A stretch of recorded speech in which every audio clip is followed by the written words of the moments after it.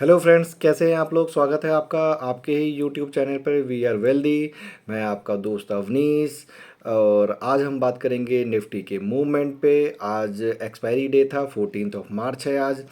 और आज आपने जो निफ्टी का मूव देखा है वो मूव शॉर्ट कवरिंग के रीज़न से ही आया है। क्योंकि कल यदि आप निफ्टी का मूवमेंट देखोगे तो दिस इज़ मतलब ह्यूज और बहुत ही डेंजरस मूव था कल का। कल बहुत सारे 13 मार्च को बहुत सारे पीएसयूज स्टॉक या फिर कोई भी जो मतलब ग्रोथ सेक्टर वाले स्टॉक होते हैं उनमें उसमें इजीली 8 to 10 9% का डाउन साइड दिखा था लोगों को।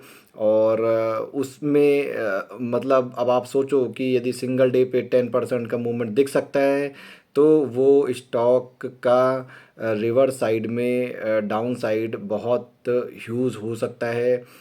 थोड़ा सा संभल के चलने का टाइम है। वॉलेटिलिटी बहुत ज़्यादा है। डेटा आउटकम आ रहे हैं धीरे धीरे। और इलेक्शन का भी टाइम आ रहा है और इलेक्शन यूएस का भी है, इंडिया का भी है। डेली के मूवमेंट आ रहे हैं कुछ ना कुछ, ठीक है। थोड़ा सा वॉलेटाइल रहने का ये टाइम रहता है निफ्टी का। तो एक्सपेक्टेड क्या है कि आपको थोड़ा सा मतलब अपोजिट ट्रेन पकड़ना पड़ेगा।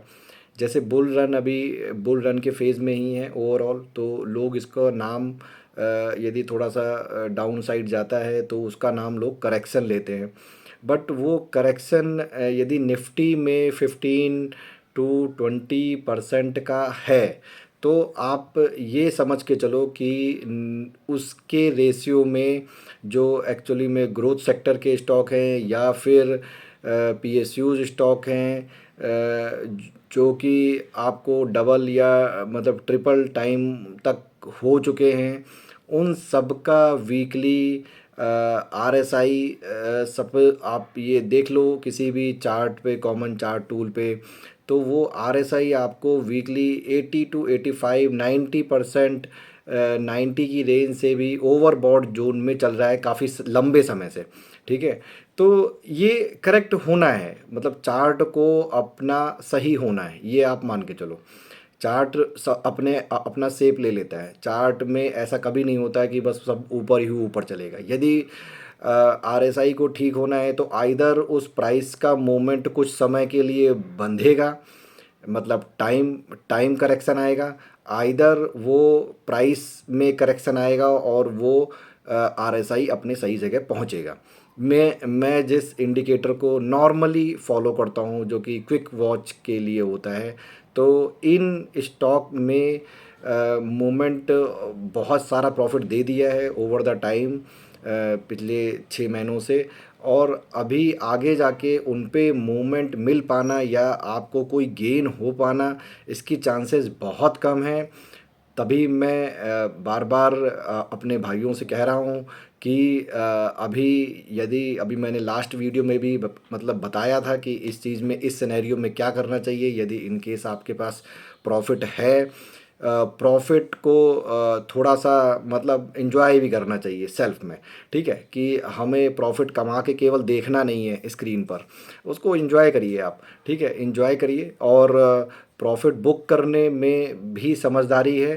पोर्टफोलियो को बहुत ज़्यादा हैवी वेट नहीं करना है, थोड़ा सा लाइट वेट रखिए और पैसा अपनी पॉकेट के अंदर डाल के रखिए। यदि वो आपको आगे जाके गेम से एग्ज़िट नहीं होना है और एक लॉन्ग टर्म इन्वेस्टर नहीं बनना है या पैनिक में नहीं आना है, तो उसका एक ही सॉल्यूशन है कि अपनी कैपेसिटी के अकॉर्डिंग ही उसमें पोर्टफोलियो में इस समय डालिए।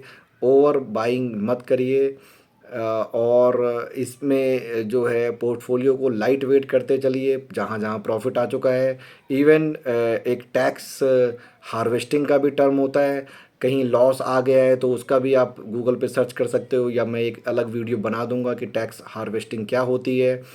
उसमें जिन स्टॉक में आपको लॉस आ चुका है और वो आपके इसी साल में आया है या फिर लॉन्ग टर्म गेन में या शॉर्ट टर्म गेन में आया है, उसका मैं एक सेपरेट वीडियो बना दूंगा कि टैक्स हार्वेस्टिंग कैसे करते हैं। और ये नॉर्मली लोग मार्च में ही एग्जीक्यूट करते हैं। ये भी एक रीज़न होता है कि लोग एक दिन सेल कर देते हैं, अगले दिन बाय कर लेते हैं सेम स्टॉक को। तो मतलब ये एक रीज़न है कि एक दिन आपको बाइंग दिखेगी, एक दिन आपको सेल दिखेगा। तो थोड़ा सा कंफ्यूजिंग स्टेप है, ठीक है। और जब कंफ्यूजन क्रिएट होता है निफ्टी तभी गिरती है। और कल का भी रीज़न पूरा यही था। कल पूरे सीज़न भर, पूरे सेशन भर यही चलता रहा कि निफ्टी ने इतना ज़बरदस्त डिप लगाया। निफ्टी तो कहीं नहीं दिखी, मगर आपके जितने ग्रोथ स्टॉक हैं, पीएसयूज़ के स्टॉक हैं जो कि 2 टाइम्स 3 टाइम्स हो चुके हैं, कभी 30 रुपए के मिल रहे थे, आज वो 130 के मिल रहे हैं। उन सब स्टॉक में मोस्टली एकदम आप ये समझ लो कि 9 to 10% का कट सेम डे पे हो गया, ठीक है।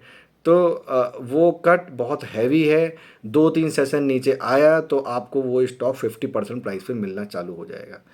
थोड़ी मैथ आपको समझनी पड़ेगी कि यदि 30 रुपए का स्टॉक है, उसमें 10% गेन होता है तो वो 33 का होता है।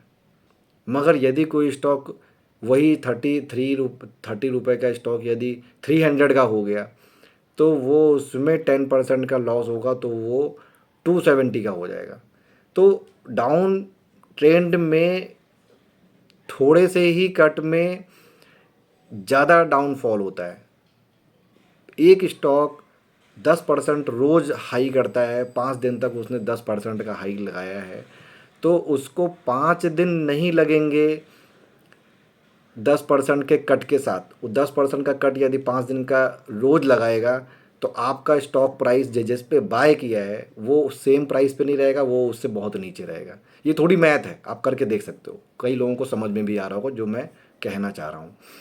तो पोर्टफोलियो को लाइट रखिए। और एक मैंने वीडियो और भी बनाई है कि इस समय जब डाउनफॉल चल रहा होता है तो हमें अपने सिप वाला एक ट्रिगर म्यूचुअल फंड में स्टार्ट कर देना चाहिए, क्योंकि हमें नहीं पता कि मार्केट नीचे से यू टर्न कब लेगी, या तो उससे भी पहले हम कहें कि मार्केट में यू टर्न आने का वो टाइम क्या है, कब तक वो नीचे जाएगी ये भी नहीं पता किसी को।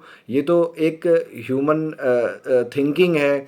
और या फिर आप कहो कि बड़े बड़े इन्वेस्टर हैं जिन्होंने ये ट्रिगर लगाया है कि मार्केट में देखिए, थोड़ी सी इसमें मुझे पता नहीं क्यों अजब अलग से थॉट प्रोसेस पैदा होती है जो कि बहुत इम्पोर्टेंट है। आप ये देखो, आपको जितने भी यूट्यूब चैनल हैं और जितने भी आपको न्यूज़ पे सुनाई दे रहा है, आपको सिर्फ एक फिगर सुनाई दे रही होगी कि इस टाइम में या मार्च इलेक्शन एंड तक निफ्टी में 15 to 20% करेक्शन आ सकता है, ठीक है ना।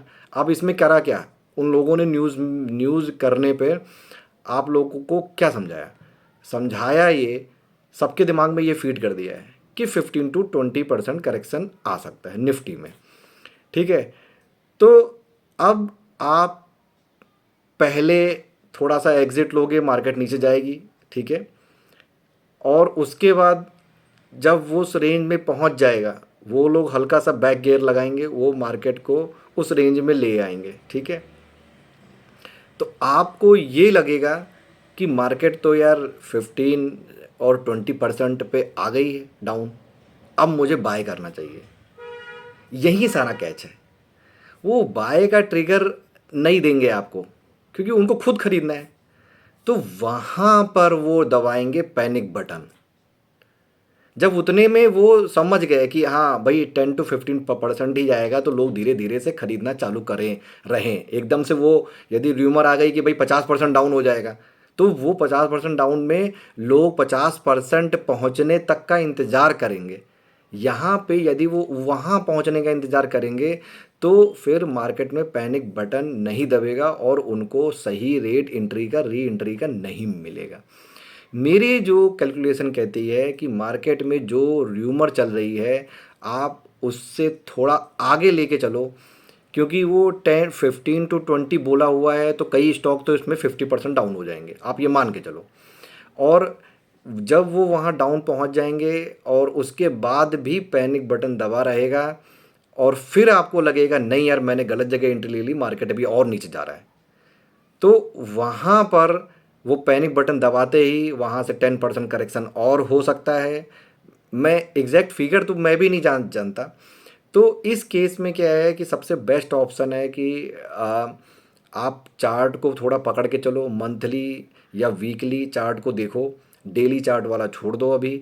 वीकली चार्ट में यदि आरएसआई आपका ओवरसोल्ड में आ गया है, तब आप वहाँ से सिप स्टार्ट कर सकते हो स्टॉक की या फिर अपने म्यूचुअल फंड की। वो मंथली आरएसआई देख लो कि उसका मंथली आरएसआई एवरेज कहाँ पे होता है और उसका लो और बॉटम क्या है। तो जैसे ही वो वहाँ पर पहुँचे आप या पहुँचने वाला हो, तो आप वहाँ से अपनी सिप स्टॉक की या फिर म्यूचुअल फंड वाली चालू कर सकते हो। ये सबसे बेस्ट वे होगा। गिरते हुए स्टॉक को ना पकड़ो, रुकने दो, मौके बहुत हैं, ठीक है। और वो आप यदि किसी स्टॉक को अपनी वॉच लिस्ट में डाला हुआ है तो आप उसको वॉच कर सकते हो कि उसका ग्राफ कैसे चेंज होता है। यदि वो आप लोग को करने में समझने में दिक्कत हो रही है मैं क्या बोल रहा हूँ, तो मैं उसके ऊपर भी एक आरएसआई के ऊपर भी चार्ट बना लूँगा। बहुत easy to catch the thing. अब मैं इसमें मोबाइल से रिकॉर्ड कर रहा हूँ, मैं बना नहीं सकता अभी उसको, नहीं तो वो आपको एकदम ईज़िली दिख जाएगा कि मार्केट में स्टॉक ओवरसोल्ड जोन में कैसे पहुंचता है।